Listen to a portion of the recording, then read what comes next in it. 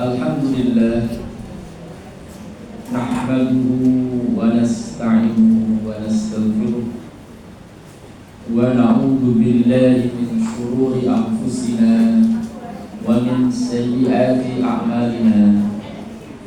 Man yahdihillahu fala mudilla lahu wa man yudlilhu fala hadiya lahu. Asyhadu an la ilaha illallah wahdahu la syarika lah wa asyhadu anna Muhammadan abduhu wa rasuluhu la nabiyya wa la rasula ba'dah. Qala Allah ta'ala fi kitabihil karim wa huwa asdaqul qailin wa ma yantiqu 'anil hawa in huwa illa wahyun yuha. Wa qala ta'ala aidan wa ma ataakumur rasulu fakhudhuhu wa ma nahakum anhu fantahu. Wa sallallahu ala sayyidina Muhammad wa ala alihi wa ashabihi wa man tabi'ahum bi ihsan ila yaumil qiyamah, amma ba'du. Baiklah ibu yang dirahmati Allah, kalau tidak salah kita masih ada dua hadis untuk bab kelima, bab muraqabah ya. Masih ada dua hadis ya, insyaallah bisa selesai mungkin pada pagi hari ini karena masih menyisakan dua hadis. Kalau halamannya itu halaman 51 dan 52, masih ada dua hadis ya. Kita baca dulu dua hadis ini biar selesai, tapi keterangannya nanti setelah dua hadis, sehingga untuk bulan depan itu enak. Oh, bulan depan bab baru, bab takwa ya. Biar tidak lupa ya. Jadi nanti kita baca dulu dua hadis terakhir. Hadis pertama adalah An Anasin, dari Anas radhiyallahu anhu, qala, berkata Anas. Jadi tidak masalah kalau kemudian namanya ringkasan ya, ringkasan dari Riyadhus Shalihin. Bahkan Riyadhus Shalihin sendiri itu kan kumpulan hadis-hadis, jadi tidak merupakan sumber primer. Nah, sehingga tidak disebutkan sanadnya secara keseluruhan. Sanadnya disebut dari sahabat yang meriwayatkan. Nah, tapi bisa dilacak karena Riyadhus Shalihin mengambil dari sumber primer, sumber utama. Nah, sumber utamanya kan Bukhari. Nah, sama ini ya, sama untuk hadis yang kita baca itu sumber utamanya Bukhari.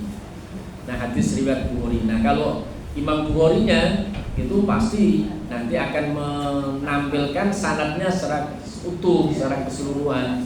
Tapi di buku Riyadhus Shalihin hanya disampaikan sanad yang yang pertama, yaitu yang dari Rasulullah langsung, yaitu para sahabat. Tapi tidak disebutkan, tabinya tidak disebutkan, tapi langsung dari Anas ya. Jadi tidak masalah ya, karena bukan merupakan kitab primer, tapi kitab kumpulan hadis-hadis yang berisi akhlak ya, yang Shalihin.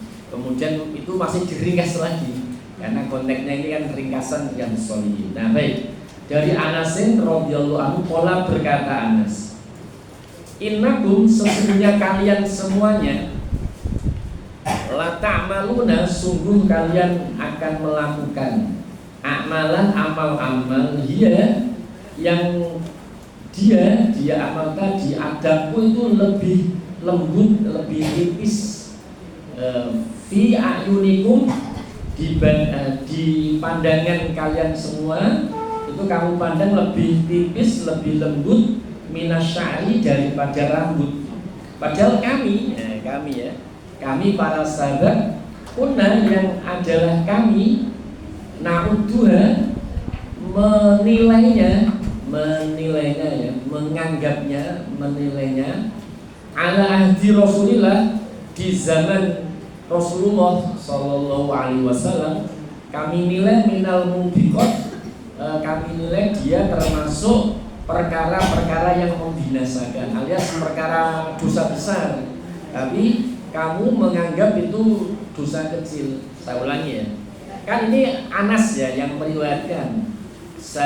Anas itu seorang sahabat Anas. Nah, sahabat Anas itu punya murid-murid, itu namanya muridnya sahabat namanya tabi'in. Nah, jadi konteks di sini adalah hak sahabat Anas itu menyampaikan pada para tabi'in. Nah, yang mana Anas radhiyallahu anhu sahabat ini membandingkan tabi'in dan sahabat, membandingkan masa tabi'in dan masa sahabat. Apalagi dengan masa sekarang dengan masa sekarang, maka Anas mengatakan kepada para tabi'in, sesungguhnya kalian para tabi'in kan yang mengatakan Anas kan. Nah, Anas punya murid tabi'in. Nah, sesungguhnya kalian wahai para tabi'in, sungguh kalian melakukan amal-amal yang menurut pandangan kalian amal itu sepele, lebih tipis daripada rambut dalam pandangan kalian. Sementara kami para sahabat menganggap amal tersebut di zaman Nabi itu kami anggap minal mubiqat, termasuk perkara-perkara yang membinasakan. Apalagi kalau zaman sekarang, mungkin sahabat melihat orang zaman sekarang yang muslimah zaman sekarang dilihat oleh sahabat, misalnya ada Abu Hurairah misalnya, melihat ibu-ibu tiktokan, joget tiktokan, ini mau ngedan kok begini ya, mesti begitu itu. Jadi mesti seperti itu. Jadi karena sang soyo tambah sekarang tambah kacau. Sebagai contoh begini, ini tidak usah zaman sahabat, saya dapat cerita dari orang-orang Kauman ya kan, pendatang di Kauman bukan ya. Dapat cerita dari orang-orang Kauman itu. Dulu kalau orang habis maghrib itu zaman mbah-mbah dulu itu do maca Quran, do ngaji kabeh. Itu dulu, nah sekarang enggak. Nah, ya masih ada 1-2. Nah, tapi secara umum nih tidak. Jadi begitu. Jadi ini memang semakin kesini tuh semakin tidak baik. Nah, ini ternyata fenomena semakin kesini semakin tidak baik itu pernah terjadi di zaman sahabat dan tabi'in, sehingga seorang sahabat yang namanya Anas mengatakan pada para tabi'in, sesungguhnya kalian sungguh melakukan amal-amal yang menurut pandangan kalian itu lebih kecil daripada rambut, lebih tipis daripada rambut, lebih lembut daripada rambut, tapi kami menganggapnya itu termasuk perkara yang membinasakan. Yang membinasakan adalah dosa besar. Nah, baik, kita selesaikan dulu ya 2 hadis ini, baru tadi keterangannya satu-satu. Nah, baik, hadis yang kedua, biar kalau bulan depan enak, bab baru gitu kan ya. An Abi Hurairah, dari Abi Hurairah radhiyallahu anhu, anin Nabi, dari Nabi Muhammad sallallahu alaihi wasallam. Qala, berkata Nabi, innallaha ta'ala, innallaha sesungguhnya Allah ta'ala maha tinggi Allah, yaghuru itu adalah maha pencemburu, sangat pencemburu. Nah, wa ghairatullahi ta'ala, dan cemburunya Allah ta'ala maha tinggi Allah itu apa? Ayat dia almaru, seseorang melakukan ma haramallah, apa yang Allah haramkan, alaihi atasnya. Rawahul Bukhari wa Muslim, diriwayatkan oleh Bukhari dan Muslim. Ini misalnya ya, ini misalnya permisalan saja, yaitu Allah itu pencemburu. Nah, tapi ya tentunya Allah itu kan laisa kamitslihi syai'un. Allah itu tidak serupa dengan makhluk, tidak serupa dengan makhluk. Allah punya sifat, tapi sifat Allah itu berbeda dengan makhluknya. Karena apa? Karena di dalam apa Allah menyebutkan walam yakul lahu kufuwan ahad. Terus ini ada cemburunya Allah. Manusia cemburu ini hanya untuk memberi ilustrasi, Jadi bukan kalau dari si akidah itu Ya, akidahnya adalah laisa kamitslihi syai'un, tidak ada satupun yang serupa dengan Allah. Dan juga tadi walam yakul lahu kufuwan ahad, tidak satupun yang serupa dengan Allah. Itu dari si akidah itu Allah berbeda. Nah, terus kalau ini disebutkan satu sifat, Allah itu cemburu. Nah, ini adalah konteksnya adalah Allah ingin mengilustrasi, Rasulullah sabda Nabi ya, Rasulullah ingin membuat ilustrasi sehingga kita kebayang begini. Ini cemburunya Allah itu kan kalau hambanya melakukan hal yang Allah haramkan. Misalnya apa yang Allah haramkan? Misalnya minum khamr, ya, judi online gitu kan. Itu kayak apa? Kemarahan Allah. Nah itu misalnya cemburu. Nah ini bab cemburu ya, entah laki-laki entah wanita itu sama saja itu memang kita itu harus punya cemburu. Justru aneh kalau orang itu tidak punya cemburu, harus ada cemburu. Nah misalnya gini ya, ada seorang ibu muda itu Mahmud namanya, mamah muda. Ada seorang mamah muda. Kemudian suaminya itu misalnya ternyata diketahui suaminya itu curhatan sama perempuan, taruhlah teman kuliahnya. Nah, pertama sekali, 2 kali, 3 kali dia dikasih tahu teman kantornya, suamimu tuh ini kalau siang jam istirahat kantor malah curhatan sama teman kantornya. Wah itu mesti kan langsung kita mamah muda itu langsung apa? Marah kan? Marah, jebak saja. Nah itu kan. Apalagi kalau katanya curhatan, ada dicurhati masalah rumah tangga. Gimana curhatannya?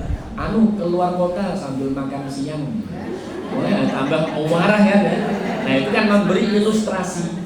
Nabi memberi ilustrasi tentang cemburunya Allah. Cemburunya Allah itu Nabi memberi ilustrasi tapi dengan bahasa cemburunya Allah, tapi ilustrasinya adalah kalau seseorang melakukan hal yang haram. Hal haram itu membuat Allah itu murka, murkanya, melebihi murkanya mamah muda kepada pelakor gitu ya. Wah itu meware sak pol-polan sampai tantrum gitu ya. Mesti begitu. Berarti ya mesti yang memang begitu. Nah ini hanya ilustrasi. Dan kalau dibahas bab sifatnya Allah tadi ya, laisa kamitslihi syai'un, dan kita jangan salah fokus. Yang dibahas itu adalah ilustrasi betapa marahnya Allah kalau kita melakukan keharaman. Bukan masalah Allah kok cemburunya kayak apa kayak mamah muda sing ngamuk-ngamuk. Nah, itu tidak usah dibahas itunya, karena Allah itu laisa kamitslihi syai'un. Jadi pembahasannya bukan itu, bukan menggambarkan cemburunya Allah itu kayak apa ya cemburunya Allah, kok banting-banting ngomong. Ya jangan begitu. Pemahamannya tidak seperti itu. Kan ini membahas betapa marahnya Allah kalau kita itu melakukan hal yang Allah haramkan. Nah, tadi seperti apa itu? Misalnya judi online, misalnya lagi minum khamr dengan membuka aurat, wah itu marah besar kalau kita membuka aurat di tempat umum. Nah itu istilahnya Allah marah besar. Nah baik, itu 2 hadis. Kalau kita lihat isinya itu memang sangat terkait erat sama namanya muraqabah sesuai babnya. Babnya kan bab muraqabah, merasa diawasi oleh Allah Subhanahu wa taala. Kita melakukan dosa itu kecil tidak besar. Tapi kalau merasa diawasi Allah kan pakewu kan, merasa diawasi Allah itu pakewu. Nah ini begitu pula hadis yang kedua tadi. Kita melakukan hal, wah ini Allah nggak seneng nih, Allah murka, Allah nggak seneng, Allah murka. Kita nggak berani. Sebagai contoh ya, Contoh, ini ada kan babnya digunakan kata cemburu ya. Sebagai contoh misalnya ya, ada seorang laki-laki sebenarnya dia menjadi direktur, tapi itu sebenarnya perusahaannya mertuanya. Nah, tapi dia jadi direktur. Tentu kan dia kalah kan, itu perusahaan mertuanya yang punya saham banyak mertuanya kan ya. Nah, dia istrinya itu berarti kan anak mertuanya kan ya.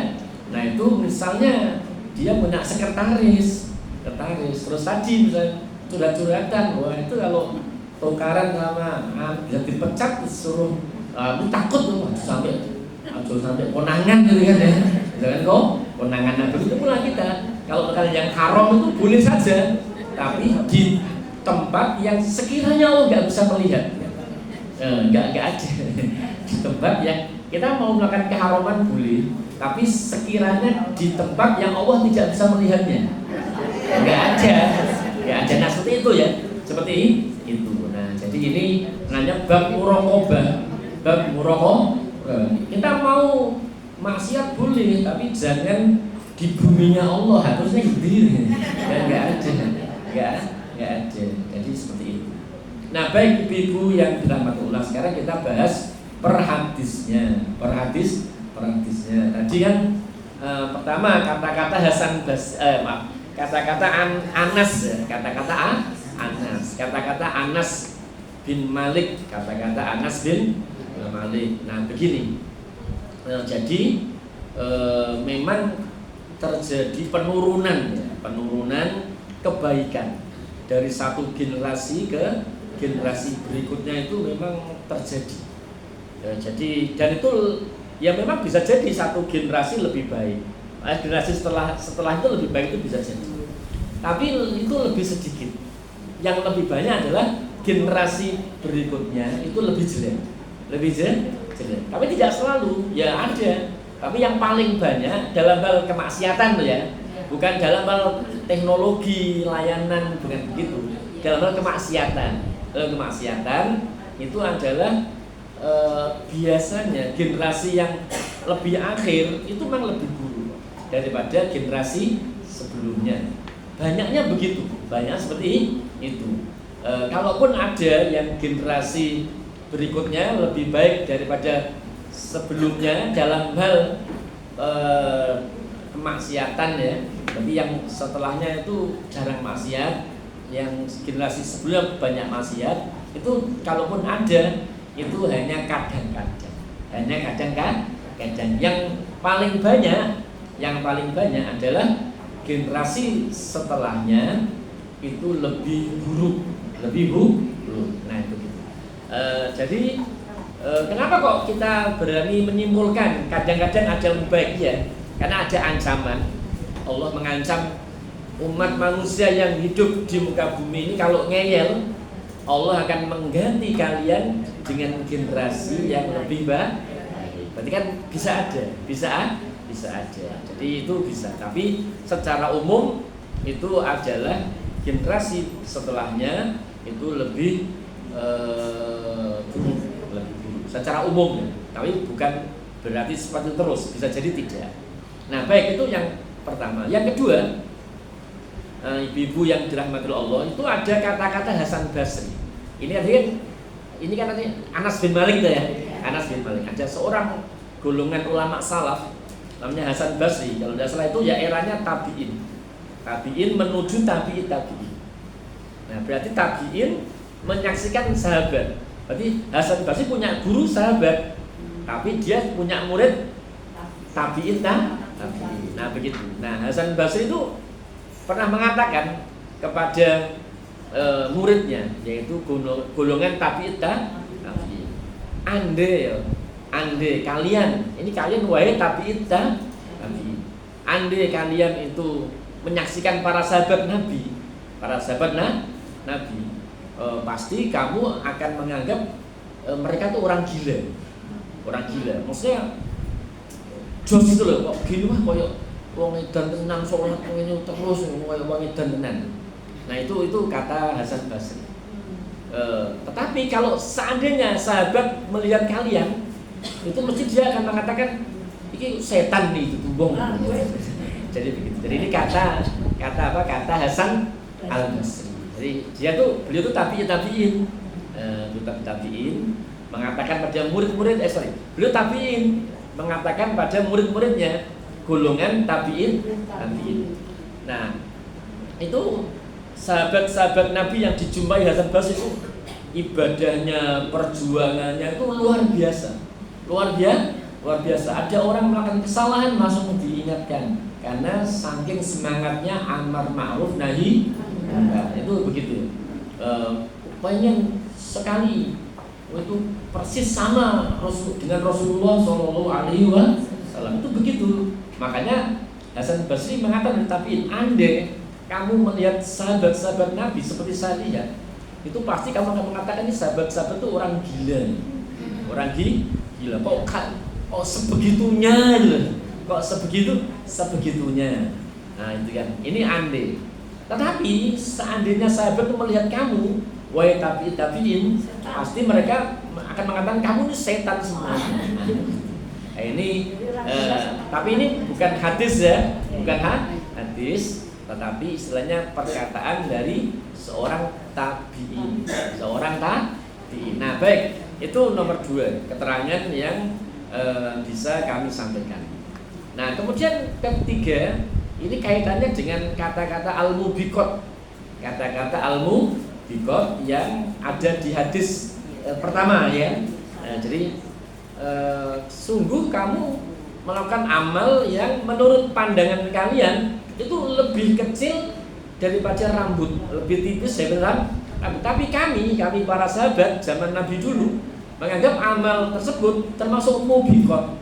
Nah, tadi kami terjemahkan dosa besar ya, tapi makna harfiahnya itu perkara yang membinasakan.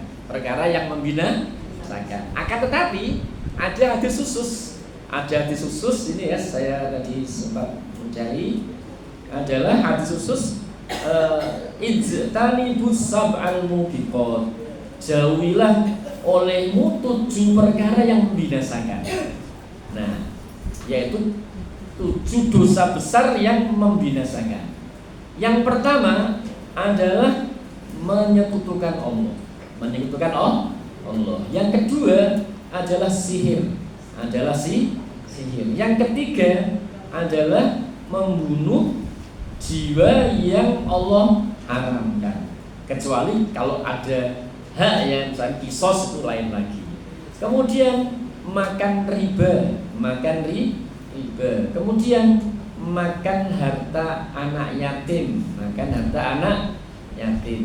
Kemudian adalah menuduh wanita-wanita yang menjaga diri itu dituduh melakukan perzinahan. Jadi namanya qadzaf.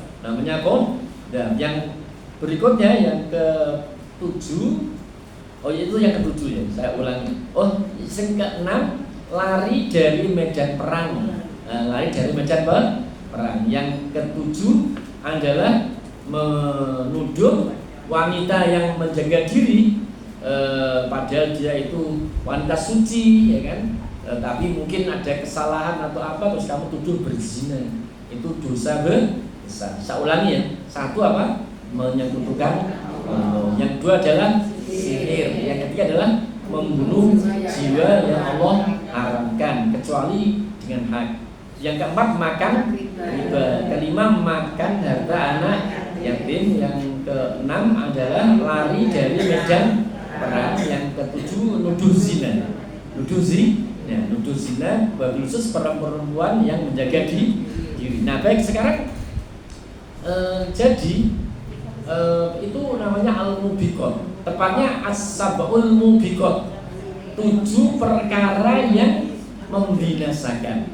As-sab'ul mubiqat, 7 perkara yang membinasakan. Yang pertama ya, tadi menyekutukan Allah. Nah, ini ibu-ibu yang dirahmati Allah, mungkin karena ketidaktahuan ya. Orang-orang zaman sekarang itu biasa. Padahal itu bisa jadi itu menyekutukan Allah. Misalnya ke dukun kan mungkin dianggap biasa ya, dengan biasa. Tapi pada itu menyekutukan Allah, karena meyakini dukunnya itu tahu masa depan. Misalnya begitu ya, tahu masa depan. Dan itu kalau saya perhatikan ya, setiap kayak ini bulan Desember ya, menjelang Januari, itu biasanya para peramal itu muncul di TV. Buahnya saya nanti ada kejadian ini. Nah itu biasanya begitu kalau di akhir tahun kan, awal tahun kan ya, akhir tahun terus awal tahun itu biasanya banyak peramal bermunculan. Nah ada banyak ya orang-orang kalau dia mungkin pedagang atau mungkin pejabat, karena dia tidak pernah taklim ya, tidak pernah ikut kajian. Rekamen dia itu kepengen apik, tapi karena nggak tahu. Dan sebenarnya bukan kepengen apik, sebenarnya dia itu punya ambisi. Ambisi itu kalau pedagang apa ambisinya? Kaya ya, laris ya. Kalau pejabat kan naik pangkat. Nah itu banyak sekali dari mereka. Nah, jadi bukan ingin ngaji, tapi pengen namanya punya guru spiritual. Betul ya, biasanya begitu ya. Punya guru spiritual. Nah, karena jadi bayangannya itu pokoknya aku sugih. Sehingga kadang-kadang guru spiritual kadang-kadang ngepasi kiai tenanan. Ustaz tenanan, sholat duha ya gak masalah. Gak masalah waktu itu kiai tenanan, ustaz tenanan, ini ketepaan ya. Ketepaan, guru spiritual, guru memang kiai tenanan, alumni gontor. Terus dijadikan guru spiritual. Nah, terus dia bilang, Pak, baca Al-Mulk, banyak sholat duha, itu ketepaan ya, ketepaan. Tetapi kadang-kadang ngepasi guru spiritualnya adalah ya nggak jelas. Gamane kejawen misalkan ya. Nah, terus dia ngasih segala macam jimat dan sebagian syirik. Padahal itu biasa, iya kan? Makanya tadi siapa tuh? Anas mengatakan pada para tabiin, sungguh kalian melakukan hal-hal yang di mata kalian itu kecil, tapi kami di masa sahabat menganggapnya adalah al-mubiqat, perkara besar. Nah, ini contohnya. Yaitu tadi kan ya, apa itu syirik ya. Nah kemudian sihir. Kalau sihir itu mungkin begini ya, memang terutama kita di Jawa Tengah ya. Jawa Tengah apalagi Solo, Jogja, Rembang, Tuban, Banyuwangi, Banten ya. Wah itu memang banyak sihir, teluh, istilahnya santet, macam-macam istilahnya. Nah itu sihir, memang itu ya banyak sekali. Itu ada orang mengeluh, dia jualan nasi, wah laris sekali. Terus tiba-tiba besok harinya itu nggak laku. Terus satu ketika tuh ditanya sama orang, kok nggak laku? Kok nggak buka? Loh, aku bukain. Bingung tuh ini. Nah ini biasanya ada sih. Itu begitu memang tuh ya persaingan ya, atau nanti warung nasi ya. Warung nasi itu istilahnya busuk, nasinya basi, ya basi. Nah itu bisa jadi itu sih.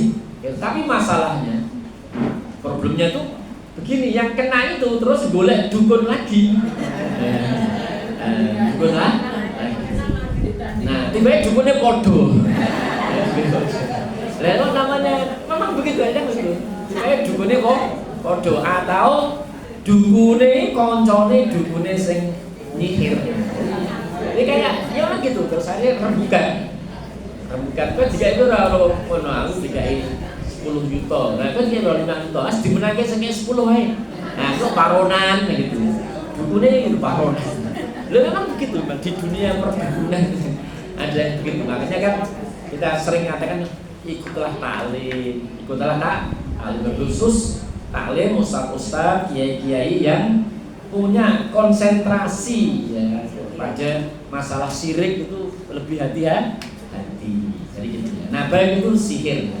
memang tapi kalau misalkan dia nanya Ustadz, ya Ustadz beneran ya, kalau lulusan pondok Gontor kayak siapa ya, Ustadz siapa yang Gontor yang suka ngeruqyah ini ya, siapa namanya, yang siapa? Bukan yang di lupa saya ya, lupa, yang orang Purwokerto dulu, Faizar. Nah, Ustaz Faizar. Nah, kalau saya Faizar kan ya, pintar ngaji, pintar tafsir hadis ya, lain lagi. Oh, kadang-kadang begitu, kita tuh kadang-kadang orang-orang itu tuh pokoknya kiai sabari gede gitu. Nah, modal setengah dukun nih. Pakai wah itu repot juga. Makanya sihir tuh bahaya sih. Makanya ini memang kayaknya tuh banyak ngikutin taklim. Yang main taklim itu ustadznya, kiainya itu memang berdalil. Tidak banyak cerita-cerita, tapi memang banyak hadis, banyak ayat Quran, banyak tafsir gitu ya. Nah, baik, berikutnya tadi setelah sihir adalah membunuh jiwa yang Allah haramkan, kecuali dengan mungkin ya ibu yang dirahmati Allah. Memang ada membunuh jiwa yang kayak langsung. Itu saya perhatikan dulu. Membunuh jiwa yang kayak langsung. Itu banyak hal ya. Kenapa kok itu banyak sekali terjadi? Karena memang hukumnya itu tidak mengenal kisos, tidak mengenal kisos, sehingga orang itu karena tidak ada kisos, orang itu sakar paling kuat di penjara tentu. Nah itu nekat punya. Tapi kalau ada kisos, aku yang bunuh orang, aku dihukum mati, waduh baik kan. Nah, makanya kisos itu kan Allah menyebutkan walakum fil qisosi hayati ya ulil albab. Bagi kalian dalam hukum kisos itu ada kehidupan, wahai orang-orang yang menggunakan akal pikiran. Nah, karena hukum kisos tidak berlaku, maka pembunuhan itu marak. Itu marak sekali. Makanya di negara-negara yang menganut hukum kisos itu jarang. Ya ada, pembunuhan itu tidak bisa dihindarkan, ada. Cuman lebih jarang. Tapi kalau negara yang ada kebebasan itu banyak sekali. Nah, dulu orang anggap Amerika itu luar biasa, negara maju bla bla bla. Tapi orang setelah ini kan tahu bahwa banyak kejadian ternyata. Biasanya kejadian di Amerika itu apa? Penembakan tuh di sekolahan, di apa itu saya yang meninggal ada 20. Itu memang seperti itu. Nah, baik. Nah, ada juga membunuh tapi tidak langsung. Nah, contoh adalah penggundulan hutan. Loh ya betul. Iya, kan sebenarnya kan membunuh tidak langsung. Membunuh tidak langsung. Ini ya saya sampaikan perkara ini. Jadi begini, ada ulama membahas tentang pengedar narkoba. Nah, ini kan saya hanya menganalogkan ya, pengedar narkoba dengan penggundulan hutan. Nah, ini ada ulama membahas tentang pengedar narkoba. Nah, di mana angka-angka kematian akibat kecanduan itu banyak sekali. Nah, akhirnya apa? Banyak bandar narkoba ditangkap. Karena, ada ulama yang beristihad. Sebenarnya bandar-bandar jenis tertentu yang sangat dimungkinkan sekali jumlah narkoba yang diedarkan sampai taruhlah tontonan bandar tonton kan begitu ya, kuintal lah ya, bukan kuintal ada ton ya mungkin ada ton itu pasti ada korban yang mati. Nah kemudian diistiadatkan memang ada yang dihukum mati. Itu pengedar karena dianggap menimbulkan doron, kemandoran dan doronnya muhakkok pasti. Nah jika ada istiadat beberapa ulama itu menghukum mati pengedar narkoba. Nah sekarang korban meninggal karena penggundulan hutan kan ratusan kan ya, ratusan itu bisa diangkat karena itu tidak sekedar gundul itu tapi menyebabkan banjir bukan kematian yang besar sekali. Nah, makanya itu satu hal yang saya rasanya dosa besar karena menimbulkan dampak atau efeknya apa? Kematian itu ini perlu dipikirkan. Kemudian makan riba, ibu mungkin pernah melihat membaca berita di media sosial ya tentang orang yang kejebak pinjol. Wah, itu ngeri sekali. Dan tidak sedikit dari orang yang kena pinjol itu bunuh diri. Banyak sekali orang korban pinjol bundir itu banyak sekali. Namanya ini membinasakan. 7 perkara yang membinasakan. Istanibus sab'al mubiqat. Nah, kemudian makan harta anak yatim. Nah, ini juga hal yang sangat penting sekali ya. Memakan harta anak yatim. Oh, riba dulu ya. Riba tadi itu pinjol aja, pinjaman online. Nah, riba itu pinjaman online. Itu riba. Pinjol. Makanya sih saya kaitkan dengan orang kejebak pinjol terus bundir. Dengan bundir dia. Memang itu membinasakan betul. Makan harta anak yatim. Nah, itu begini ya, ibu-ibu yang dirahmati Allah. Sekarang itu orang itu anak yatim itu kayak punya tempat tersendiri. Nah, namanya panti. Namanya banyak sekali orang-orang punya panti, tapi sebenarnya atau mendirikan yayasan, tetapi itu dijadikan lahan untuk cari duit. Banyak sekali orang begitu. Jadi dia bikin yayasan anak yatim. Nah, dengan yayasan tersebut dia itu cari dana, tapi yang diberikan ke anak yatimnya sedikit. Banyaknya dipakai pengurusnya. Lalu itu ya memang banyak sekali kayak kejadian begitu. Itu membinasakan. Makan harta anak yatim. Kemudian lari dari medan perang. Memang bisa berarti maknanya itu ya lari dari medan perang. Kalau penjelasan Syekh Khidir Husain itu seorang ulama Al-Azhar ya, Khidir Husain itu begini, lari dari medan perang. Sebab kita tidak tahu musuh nanti bisa merangsek ke dalam, itu bisa jadi dari tempat yang kita lari, kosong tempatnya kan. Nah, dari tempat yang kosong itu ditinggalkan, itu musuh masuk. Nah, makanya itu adalah dosa. Kita tidak tahu kalau tempat yang ditinggalkannya ya, yang dia lari itu di tempat itu musuh masuk. Nah, makanya kan lari dari medan perang itu dosa besar. Kemudian adalah itu kan memang maknanya betul-betul begitu. Nah, sekarang begini, ada perang sekarang tidak hanya perang itu fisik, tidak. Namanya perang pemikiran. Nah, makanya kalau ada orang namanya orientalis, misionaris, itu kan sebenarnya kan perang pemikiran. Nah, itu musuh masuknya lewat situ, lewat sana. Nah, makanya dalam hal ini ya, itu sebenarnya bisa menjadikan seorang orientalis itu bisa menjadi pintu masuk musuh masuk, menjadi pintu musuh masuk ke kita, yaitu lewat orientalis. Makanya kan salah satu isu yang berkembang di sebuah ormas terbesar di Indonesia yang ada PBNU ada dipecat oleh Suriah. Mungkin sebagian ibu ngikutin beritanya kan.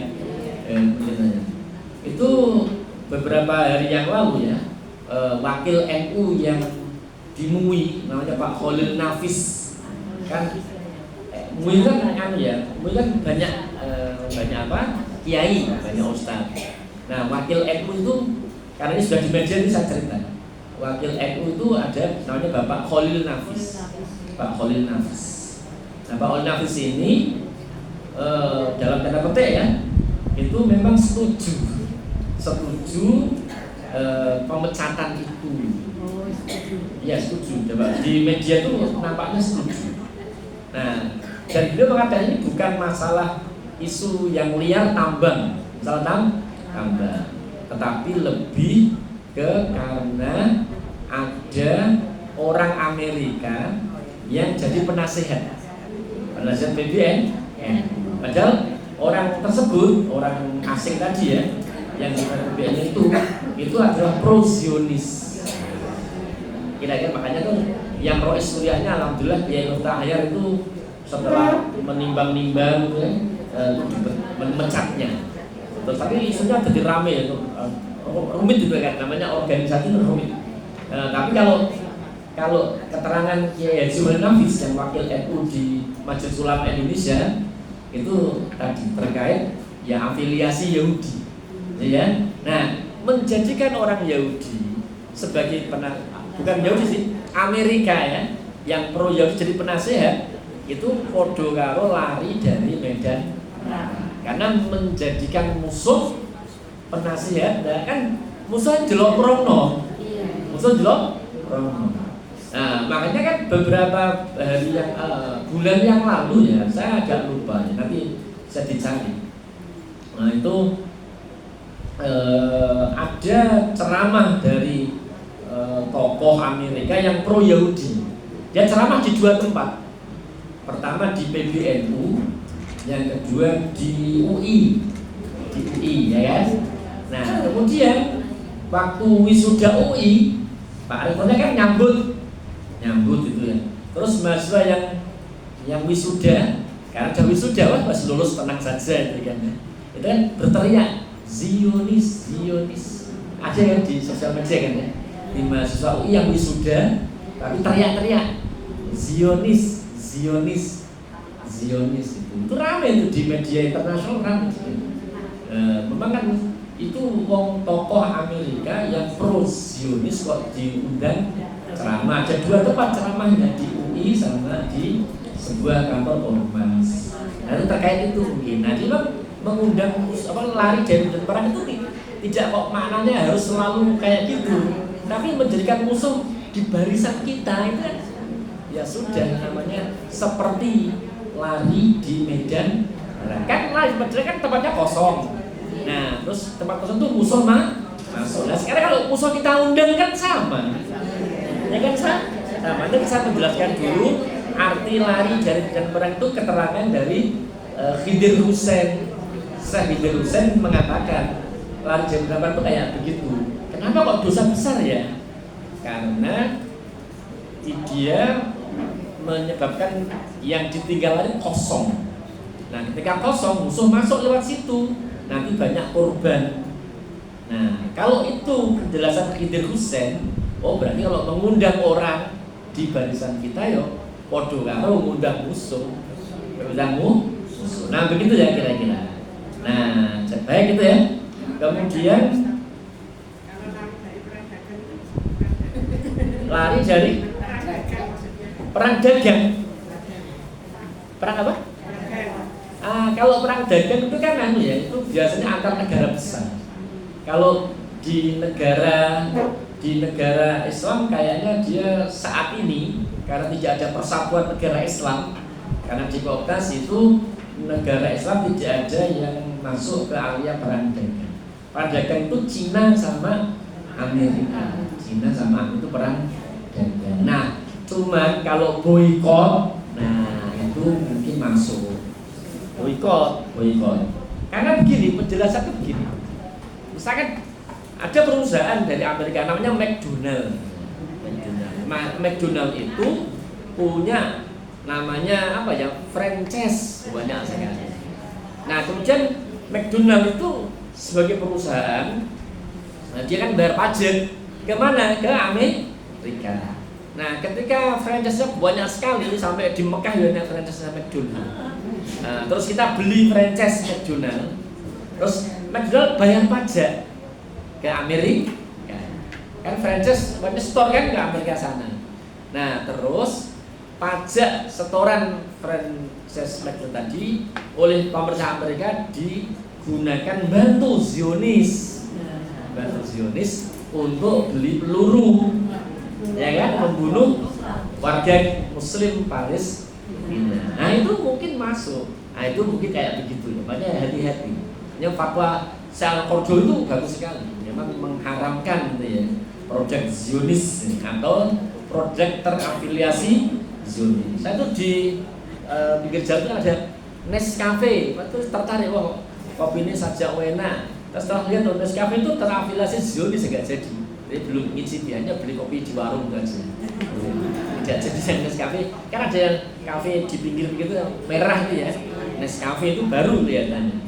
Itu anak-anak muda sering beli, habis kerja atau apa mampir gitu. Itu Nescafe itu terafiliasi Zionis. Nah itu mungkin begitu ya, mungkin. Tapi kalau dalam arti perang dagang kayak yang makna sebenarnya itu ya banyaknya negara Islam tidak terlibat, tapi kita bisa melibatkan diri, termasuk memboikot produk Zionis. Nah kemudian menuduh orang zina. Nah jadi gini ibu ya, untuk orang zina itu adalah kalau ada berita di sosial media tentang selingkuh apa, kita nggak usah ngikuti, nanti cenderung ikut komentar dan kita secara tidak langsung komentar kita melu nuduh. Nah itu dosa besar. Nah jadi ada berita perselingkuhan, gosip kayak gitu tuh dihindari saja. Sebab kalau kita nanti terus muncul dari mulut kita nuduh orang zina, nah itu kita kena qadzaf. Itu 7 perkara yang membina. Nah kenapa ini keterangan hadis yang pertama. Nah ada hadis kedua tadi yang saya sudah bikin terangan di awal, Allah cemburu itu kan ya. Tapi kita kalau membaca surat Allah cemburu itu laisa kamitslihi syai'un. Ada lagi nih, Allah tertawa. Loh, Allah tertawa. Kita udah sabar tertawa Allah piye yo? Coba mau piye?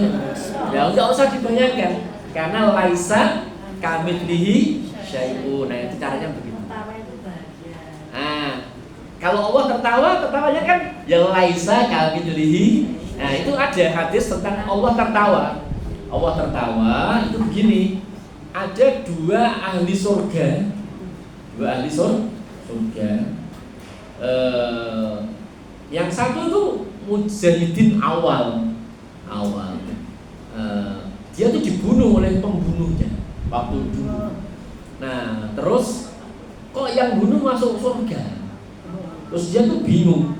Kok ini membunuh aku akan mujahidin? Aku masuk surga wajar aku mujahidin. Ini sing mateni aku kok masuk surga. Dia ketemu Allah tertawa. Nah, Allah jelaskan, yang bunuh kamu itu bertobat setelah kamu mati. Nah, setelah dia bertobat, dia ikut perang. Terus mati syahid. Kamu tidak tahu kamu mati. Nah, Allah tertawa. 2 orang saling membunuh tapi masuk surga. Itu Allah tertawa. Nah, itu begitu kira-kira. Nah, tapi jangan dibayangkan tertawanya kayak apa. Karena laisa kamitslihi syai'un. Nah, baik serasa itu ya, ibu-ibu yang dirahmati Allah yang bisa kami sampaikan. Pas ini ya, babnya muraqabah, tapi tadi saya perhatikan tuh penjelasan mengenai muraqabahnya itu di 20 menit sudah selesai. Nah, baik saya tambahkan perkara-perkara yang lain. Nah, baik itu masih ada sedikit waktu, banyak yang mau menyampaikan satu hal dipersilakan. Ya, monggo. Apakah tadi yang tadi apakah sama dengan menjual ayat dengan murah? Iya, itu mirip-mirip. Jadi untuk kepentingan duniawi, yang duniawi rela dia memelesetkan ayat atau apa untuk kepentingan. Atau begini ya, naudzubillah min dzalik. Orang memang sebenarnya itu sudah kayak apa ya? Kayak hanya panggung saja. saja. Tetapi berkedok ceramah agama Islam. Tapi isinya saru-saru ini. Itu ada yang saya lihat, ya Allah kok ceramah kok kayak gini, saru-saru. Sadar itu sebenarnya menjual agama. Dan coba bayangkan, yang Islam itu hanya pembukaan doa, alhamdulillah. Terus isinya saru-saru tok semua. Ya hadroh itu kan, hadroh itu tergantung bagaimana. Nah, tergantung iramanya bagaimana. Kalau iramanya pelan, kalem, mengajak kita merenung, tentunya itu ya bagus. Tapi kalau hadrohnya ada tidak ada, itu namanya campur sari. Tapi dinamai hadroh. Nah, itu sudah begitu. Campur saru. Itu sudah begitu. Jadi memang ya makanya itu ya namanya. Tapi kan berkedok agama kan. Jadi agak repot. Yang saya harap pengajian-pengajian yang kita selenggarakan kalau tidak satu apa itu yang memang edukasi, betul-betul edukasi, tidak seperti itu. Nah, begitu kira-kira. Baik, ada yang lain lagi mungkin? Baik, kalau tidak ada, ada, monggo. Enggak jadinya. Baik, kita akhiri dari saya. Mungkin nanti ada ibu-ibu acara lagi, silakan. Semoga bermanfaat untuk kita. Subhanakallahumma wa bihamdika asyhadu an la ilaha illa anta astaghfiruka wa atubu ilaik. Assalamualaikum warahmatullahi wabarakatuh.